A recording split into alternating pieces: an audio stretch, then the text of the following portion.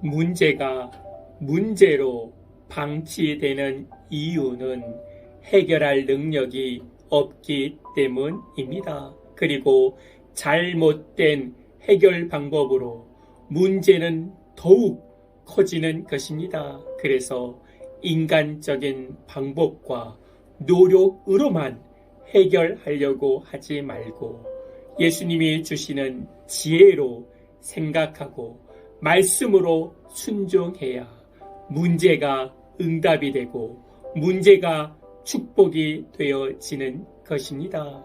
배고픈 자는 백성들이지만 그들의 배고픔을 본 자는 예수님입니다.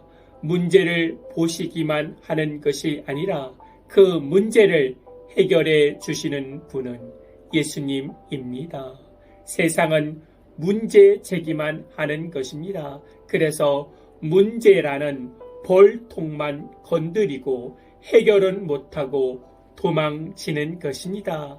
부부라는 벌통을 건드리고 자녀라는 벌통을 건드리고 물질이라는 벌통을 건드려서 도망치는 것입니다.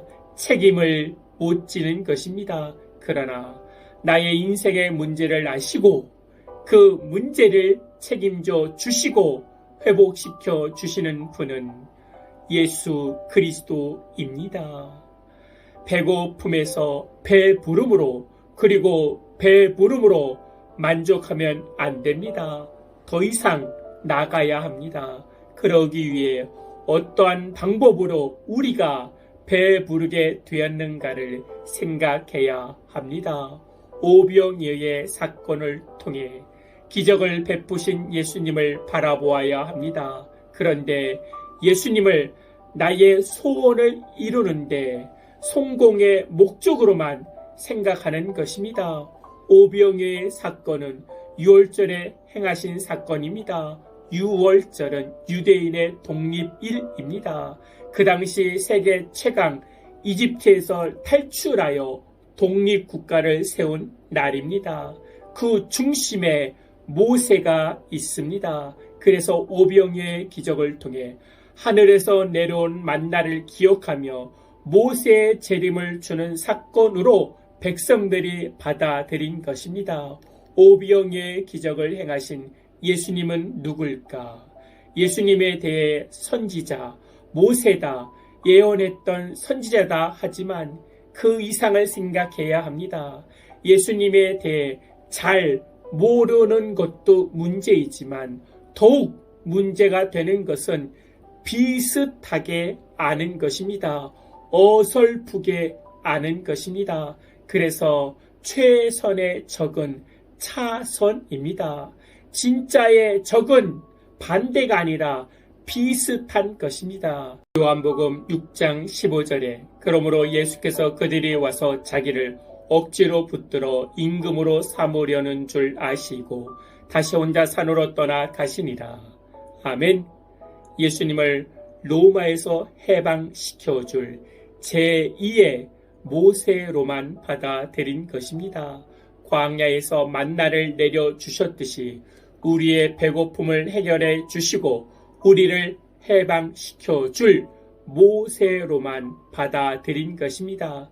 그래서 진짜로 받아들이지 않고 인간의 욕망으로 짝퉁 모세로 진짜 비슷하게 받아들여 십자가 지시는 예수님을 예수님으로 보지 못하게 하는 것입니다. 말씀을 나의 욕망으로 비슷하게 알게 되어 광신도가 되어 이기적인 그리스도인이 되어지는 것입니다. 이기적인 교회가 되어지는 것입니다. 말씀을 인간적인 소망으로만 비슷하게 알게 되어 회개하지 않는 그리스도인이 되게 하는 것입니다. 예수님이 누구인지 올바르게 알아야 합니다.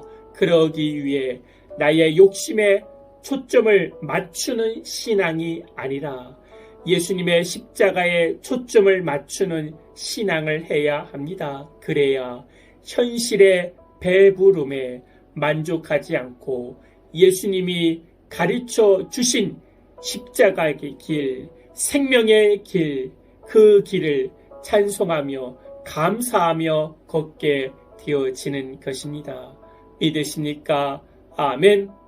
예수님의 응답 앞에서 예수님을 올바르게 알게 하여 주시고 내가 인간적으로 알고 있는 비슷하게 어설프게 알고 있는 모든 것들을 내려놓게 하여 주시고 십자가를 지시고 그 십자가의 은혜 안에 살아가는 복된 그리스도인들 되게 하여 주시옵소서.